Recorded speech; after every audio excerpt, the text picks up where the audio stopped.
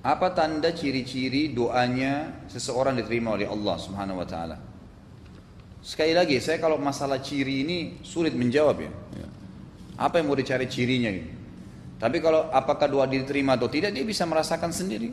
Jadi gini, syarat diterima doa ada.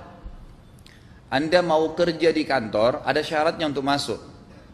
Misal memberikan surat-surat tertentu, ya, ijazah lah, akte kelahiran lah, apalah, ya, segala-gala syarat dipenuhi, maka tinggal tunggu kan. Syarat diterimanya doa ada. Yang pertama ikhlas. Anda harus yakin kalau tidak ikhlas tidak akan diterima. Allah SWT memastikan tentang masalah ikhlas dalam surah Al-Bayyinah. Allah menjelaskan, wa ma umiru illa liya'budullaha mukhlishina lahu dinah hunafa wa yuqimus shalah wa yutuz zakata wa dzalika dinul qayyimah. Mereka tidak diperintahkan kecuali untuk memurnikan ibadah kepada Allah, ikhlas dalam mengerjakan ibadah-ibadah itu, gitu kan? Mereka mendirikan salat, memberikan zakat, dan itulah ajaran agama yang lurus. Dalam hadis yang lain kata Nabi SAW, Innallaha la yaqbalu min amalin illa ma kana khalisan liwajhi. Dalam hadis Abu Daud, Allah tidak akan terima sebuah amal kecuali yang ikhlas karenanya. Jadi tanpa ikhlas tidak akan diterima. Syarat pertama mutlak. Jadi tulus berdoa karena Allah, bukan karena riya, bukan karena ujub, bukan karena memperindah, bukan karena makhluk kita melakukan doa itu, dan bukan juga karena ingin dibangga-banggakan. Syarat pertama. Syarat kedua, tidak meminta yang haram. Tidak meminta yang haram. Kalau minta yang baik, insya Allah. Minta disembuhin penyakit, minta diberikan rezeki, minta dimudahin jodoh, minta di ini. Setelah Anda panjatkan, yakin Allah akan terima. Tidak boleh kita ragu. Kata Nabi SAW apa? Ud'u rabbakum mukinuna bil ijabah. Berdoalah kalian dengan Tuhan kalian dengan penuh keyakinan dia akan terima. Memang begitu. Tinggal hari ini kah dikasih, besok kah, seminggu lagi, tunggu saja. Bukankah Anda kalau minta dinaikkan gaji sama pimpinan Anda, ajukan permohonan, masih nunggu? Mana berani Anda ketuk-ketuk ruangan dirut, mana permintaan saya kemarin? Nggak bisa, nunggu. Sebulan kah datang, 6 bulan kah, terserah pimpinannya.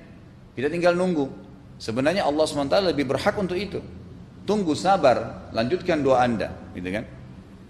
Jadi tidak minta yang haram. Yang ketiga, tidak tergesa-gesa. Sebagaimana kata Nabi SAW, yustajabu li ahadikum ma lam ya'jal. Diterima doa seseorang di antara kalian selama dia tidak tergesa-gesa. Seorang sahabat bertanya, ya Rasulullah, wa kaifa ya'jal? Bagaimana ciri-cirinya orang yang tergesa-gesa? Dia mengatakan, kata Nabi SAW, yaqulu da'utu wa lam yustajabu li fatarakat du'a. Dia mengatakan, saya sudah berdoa, saya belum melihat jawabannya, ya, maka dia tinggalkan doa setelah itu. Tidak boleh terburu-buru dalam ucapan lafadznya dan juga dalam menunggu jawabannya. Akan ada, yakin insya Allah. Yang keempat, jauhi semua yang berhubungan dengan yang haram. Makanan haram, minuman haram, pakaian haram, pergaulan haram, tempat tinggal haram. Semua yang haram jauhi.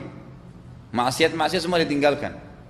Dalam hadis Bukhari kata Nabi SAW, seseorang rambutnya berantakan, penuh dengan debu pakaiannya, tidak pakai sendal, berdoa mengatakan, ya Allah kasih, ya Allah kasih. Bagaimana Allah bisa kasih sementara makanannya haram, minumannya haram, dan pakaiannya haram?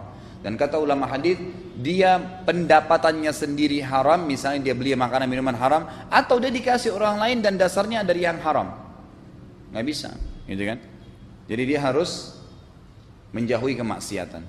Insya Allah, selama 4 syarat mutlak ini dipenuhi, gitu kan? Maka yakinlah akan diterima doa Anda. Masalah nanti diterima bagaimana? Dengarkan hadis yang lain.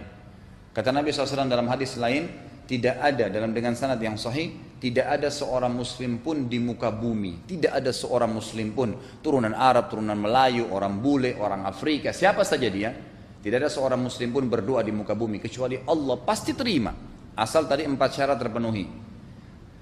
Tetapi melalui salah satu dari 3 tahapan, bisa diberikan langsung pada saat itu. Ya Allah sembuhin, besok ketemu dokter, berobat, sembuh, 3 hari kemudian, selesai. Minta beli rezeki, tiba-tiba Allah kasih orang-orang tawarin kerjaan, tiba-tiba ada orang bayar utang, dapat uang, tiba-tiba dapat warisan, banyak hal. Atau Allah menghilangkan musibah atau keburukan yang akan menimpa dia, yusraf an husu. Jadi kalau misalnya dia akan dirampok atau dia akan kena penyakit, nggak jadi karena rajinnya dia berdoa. Yang ketiga, yuddahar lahu yaumul qiyamah. Allah simpankan untuknya yang dia panen dalam pahala pada hari kiamat. Maka tidak ada yang sia-sia.